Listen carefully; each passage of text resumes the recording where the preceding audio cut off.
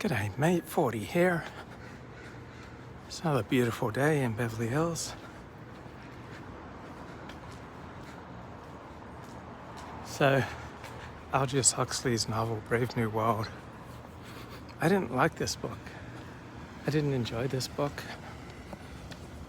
I didn't resonate with this book. I wasn't stimulated by this book. I wasn't thrilled by this book.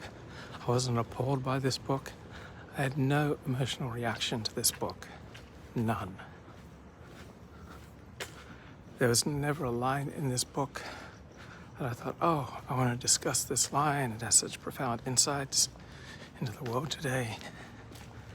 So I'm scheduled in 8 hours to discuss Brave New World with my friend Richard, and Richard chose the book. Well, he chose 5 books, and I then selected out of those 5 Brave New World.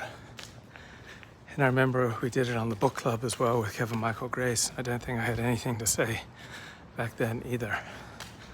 So that I had no reaction to this book is not criticism of the book. Obviously the book is greater than I am.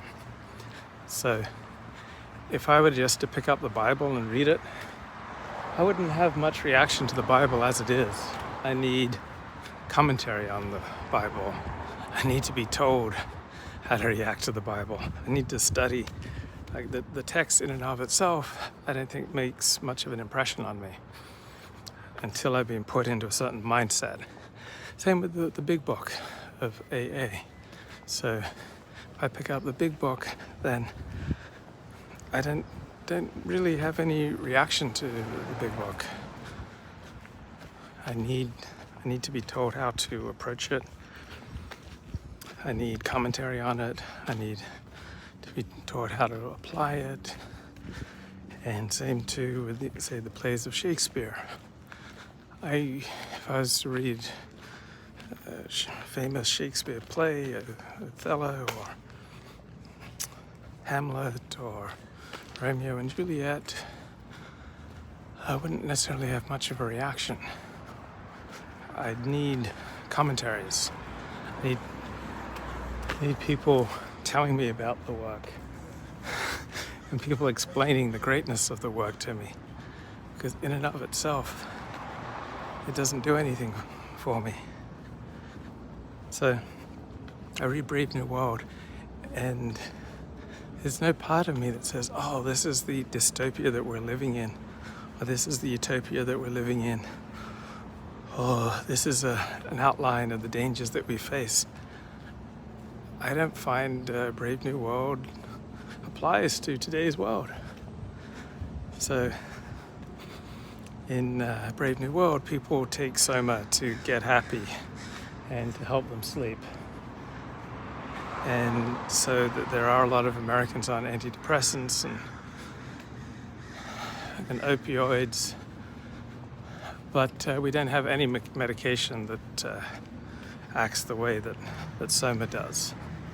So probably opiates come the closest, and they only work temporarily. So apparently soma people are taking their entire lives. So I don't recall people having bad reactions to soma, anything like our opiate epidemic. So in a vague way, there are some similarities to today's psychiatric medications, but not really. I don't share Brave New World's horror of industrialization. I don't think we're in any danger of venerating people like Henry Ford too much.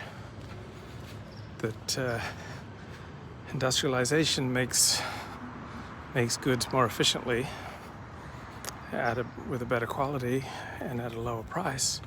I just see that as an unalloyed good. Like I don't see anything bad or dangerous about that. Consumerism. So intellectuals love to inveigh against consumerism.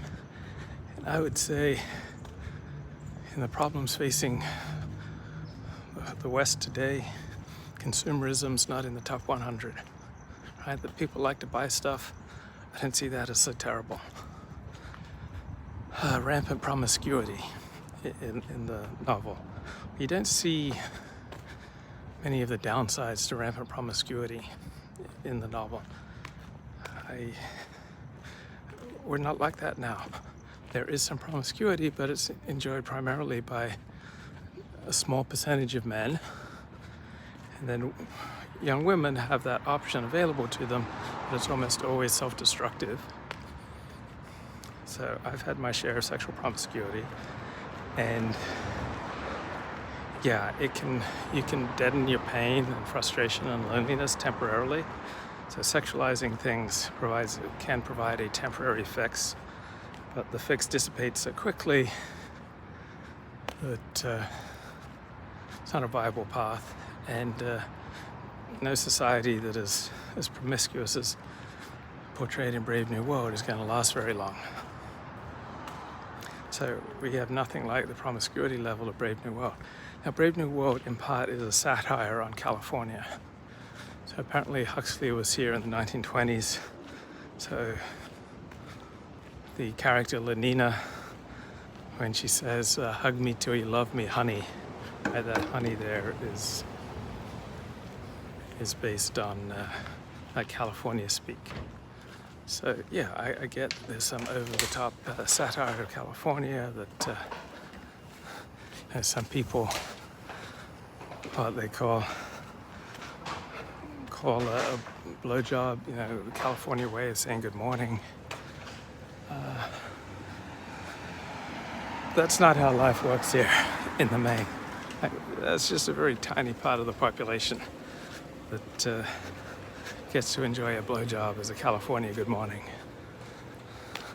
or as a way of a blowjob is a way of telling people that, when I say good morning, I mean it. So we don't have anything like level of promiscuity, nor do I think it's a threat. Now, people flee to California and the West Coast in general to escape the ties of tradition, ties of family, ties of religion, ethnic ties, class ties, educational and professional ties. So I felt that when I went to New York. I had one visit to New York City for 3 weeks, and in those 3 weeks I felt how much tighter the ties of education were. So where you went to school seems to be much more important on the East Coast than the West Coast. And ethnic ties seem much stronger in New York City compared to Los Angeles, and religious ties seem much stronger. These ties of tradition seem much stronger. Codes of appropriate behavior seem a little tighter in New York City. And I get that Brave New World is also a satire on the United States with its consumerism and industrialization and industrial efficiency.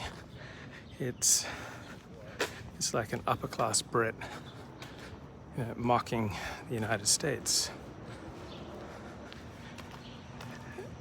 And that's fine. I'm sure there's some intellectual and literary merit there. It just doesn't particularly move me. The United States was the dominant power in the 20th century. It is the dominant power in the 21st century. And that power comes in large part from its economic dominance, from its industrial efficiency. We have the hardest working, most productive workforce in the world. And that then provides us with the economic basis for purchasing the biggest, most powerful military in the world. Oh yes, someone said to me the other day, hey, that situation in Afghanistan,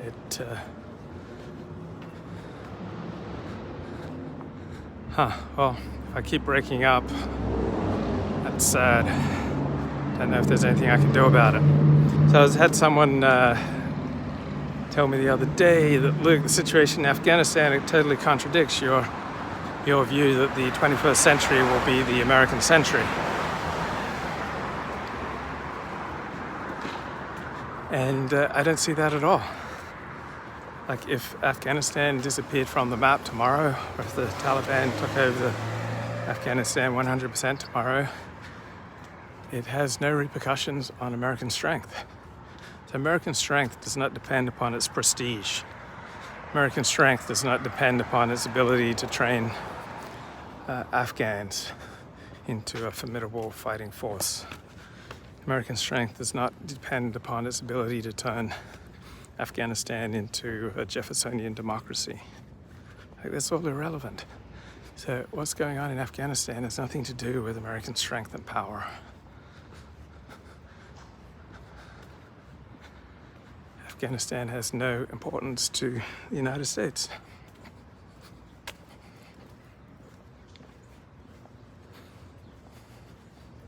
And obviously it was a misguided mission. Okay, what else in Brave New World?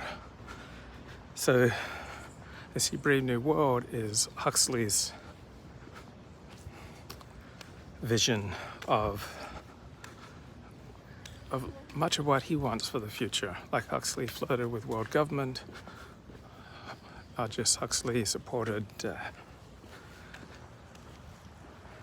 eugenics for a while. He supported central planning.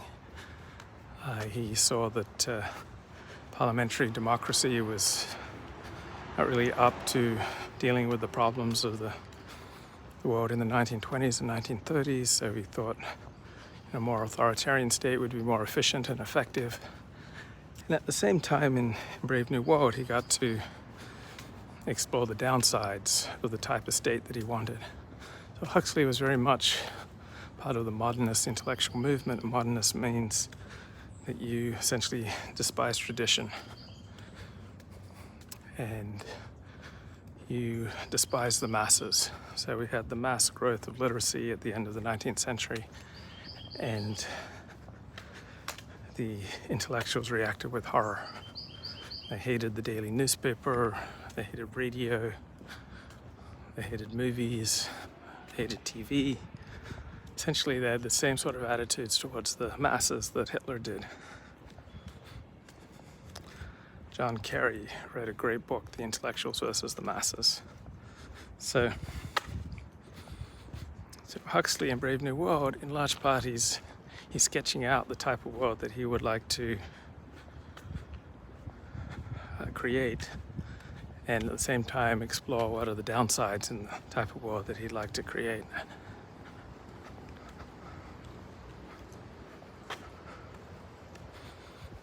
So it's not clear whether Huxley's Brave New World is a utopia or a dystopia. So it has strong elements of both. Like, there's no pain, no suffering, no aging, no death in Brave New World. Don't seem to be many birth defects. You don't have crime. And you have nothing like the totalitarian aspect of 1984. So compared to 1984, Brave New World is much more pleasant.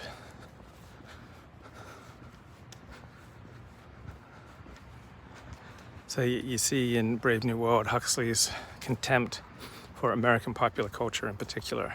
So he has particular contempt for group singing, which I notice a lot of intellectuals have contempt for group singing.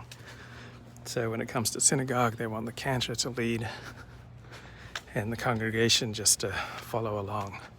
While for most ordinary Jews, congregational singing is the high point of going to synagogue. But for intellectuals, they kind of despise congregational singing.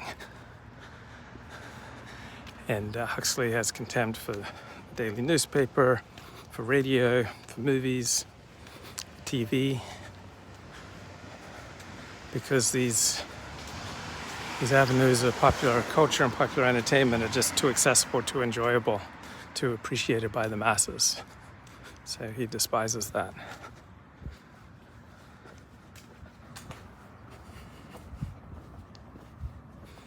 So when the masses developed group literacy, and it became really important for the elite to distinguish themselves from the masses, anything that the masses enjoy, and the elite had contempt.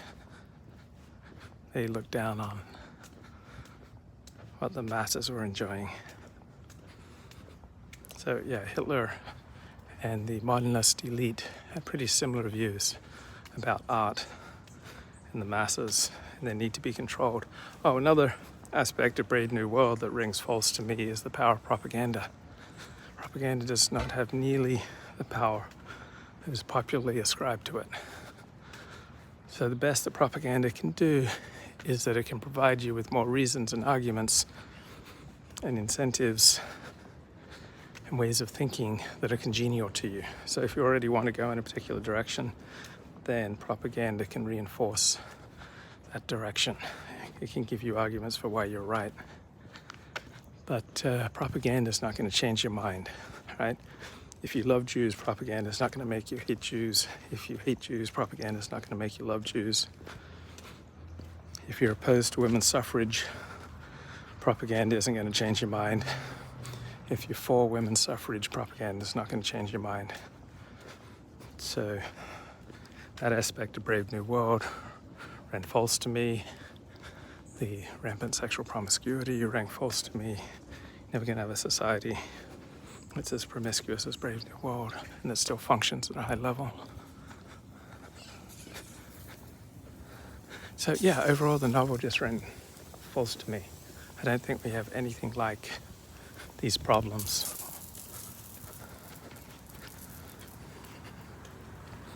Now, I appreciate that Huxley portrays the Indian reservation as not a utopia, as a certain kind of dystopia. So he doesn't buy into the cult of the noble savage. What a gorgeous day in Los Angeles. Baruch Hashem, Baruch Hashem. So he's not a romantic like T.H. Lawrence or Rousseau. Doesn't buy into the cult of the noble savage. So he portrays life on the Indian reservation as squalid, cruel, nasty, mean, brutish, and short, which I thought was pretty true to life. I would expect in many Indian reservations.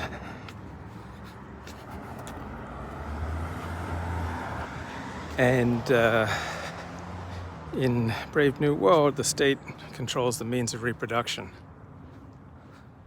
Yeah, it's a beautiful sunrise. Just gorgeous mornings. Last few days. Yesterday I woke up at 4:30 a.m. and went outside for a walk at 6 a.m. Just gorgeous skies. So something about, I think, the semi-desert and the air pollution that produces gorgeous sunrises and sunsets often in Southern California. I love getting up early, and not by force, right? When I'm fast asleep and my alarm rings, I don't enjoy getting up then.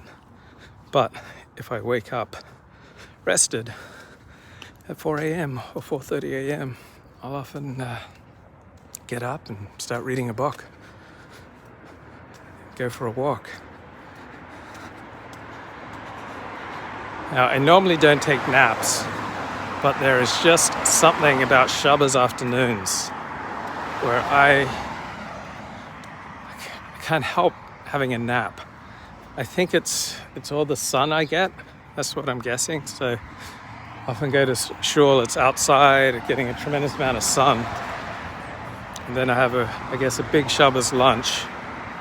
And even though I've taken even if I've taken my modafinil or not, I'll still get sleepy and just pass out at about 2 p.m.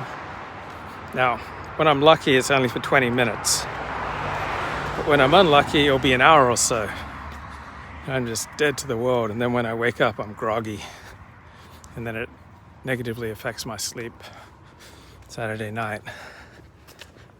But there's something about Shabbos afternoons that sends me off to a shluff. So I see in the anti-vax crowd that a lot of people make the point we should be pushing people, shaming people not to take the vaccine. Sun exposure creates melatonin in the body. Yeah, definitely puts me to sleep. I noticed that the anti-vax crowd says we should be shaming people not for not getting vaccinated, but for being overweight. And there's some truth to that argument. Question number one is social shaming or fat shaming, is that an effective way to stimulate people to lose weight? I know an acquaintance of mine, Greg Kreitzer, an author, he was getting out of his car in a narrow street, and someone driving by yelled, "Hey, get out of the way, fatso." So triggering and traumatizing that he devoted himself to losing about 100 pounds, and he wrote a highly regarded book on fat. So certainly for some people, social shaming will be an effective tool to get them to lose weight. But I wonder if overall, I don't think shame is an effective tool. So I wonder what society can do to encourage people to lose weight.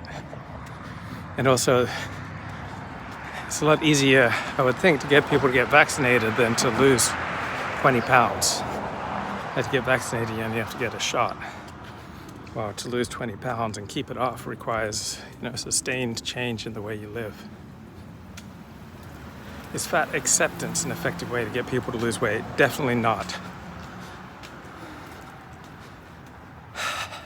On the other hand, from my 12-step work, acceptance is the beginning of recovery. So if you can accept that you're fat. So for individuals accepting their own fatness, I think acceptance can be the beginning of a journey of recovery.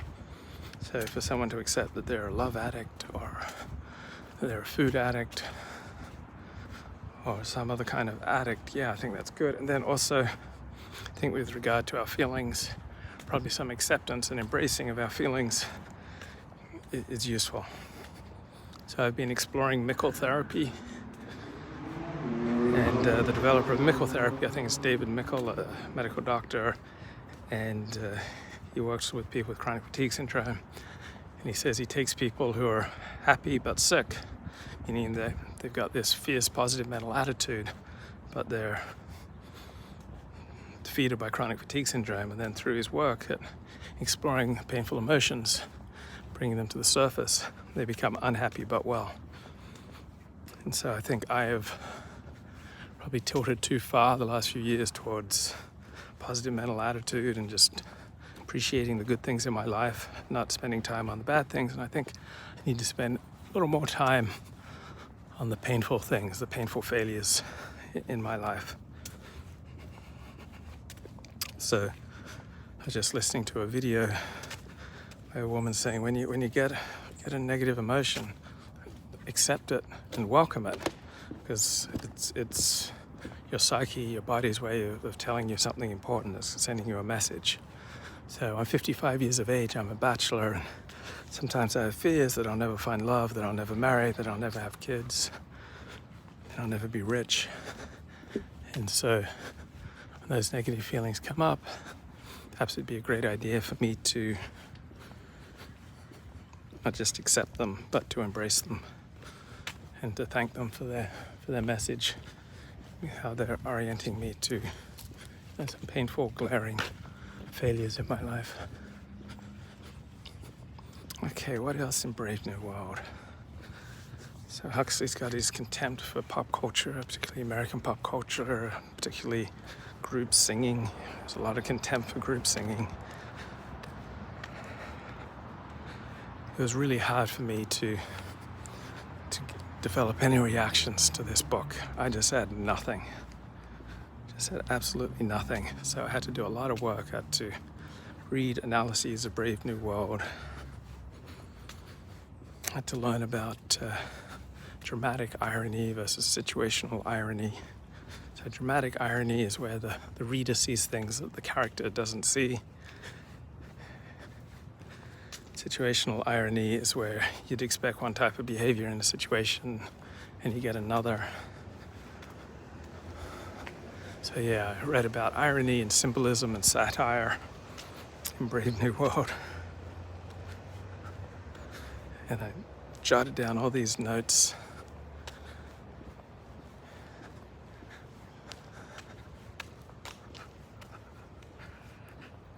And I'm coming up empty. Doesn't the medicine will fix everything attitude encourage a sloppy, careless attitude towards maintaining one's health? Yeah, it's a really stupid attitude. And I think we have moved away from that attitude. Like, I don't think that attitude is as prevalent today as it was in the 1950s. So medicine is much more collaborative these days between the patient and the doctor.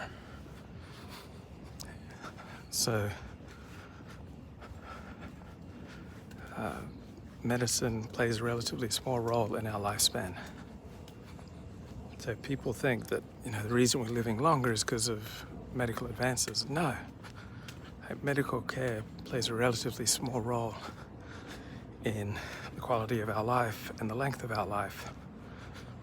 So obviously, your genetics and your choices will, generally speaking, play much more of a role in the quality and length of your life than medicine. Medicine plays a relatively small role. Like, first of all, is your genetics. Second of all, your choices. Third, it's public health measures such as fluoridating water, sanitation measures. But going to the doctor to fix a problem, as my father would repeatedly say, the body either cures itself or it can't be cured. Now, I think that's an overstatement. There's certainly times when medicine's helpful. But overall, plays a relatively small role in people's lives, in length and quality of their life. So I don't see the pro-vaccine movement as a movement that pushes that, medicine's the answer. Chinese aren't fat because their culture encourages health maintenance. I think it probably has more to do with their genetics. Do we see a lot of fat Chinese in the United States? I don't think we do. Now, by the way, Chinese are far less healthy than Americans are. So Chinese smoke much more, they have much more heart problems. So overall, Chinese are not nearly as healthy as Americans are.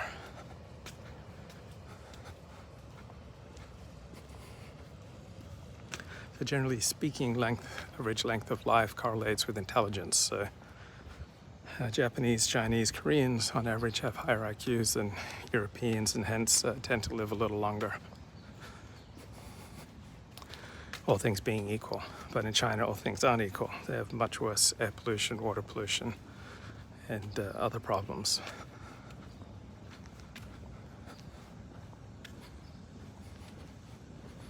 And I notice in middle class and upper class life in America, you see very few fat people in the upper class or the upper middle class. And you go into like a corporate tower, there are very few fat people. There are very few fat chief executive officers, very few fat leaders in American life. I don't think there are many fat politicians. I'm not sure you could run for president of the United States and be fat. So at the elite level, there are very few fat people.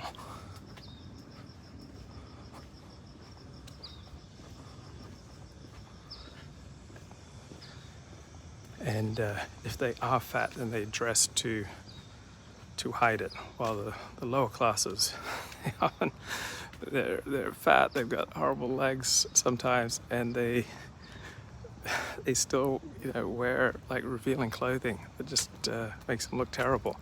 You never see an upper class English woman with bad legs, because if she has bad legs, she hides it.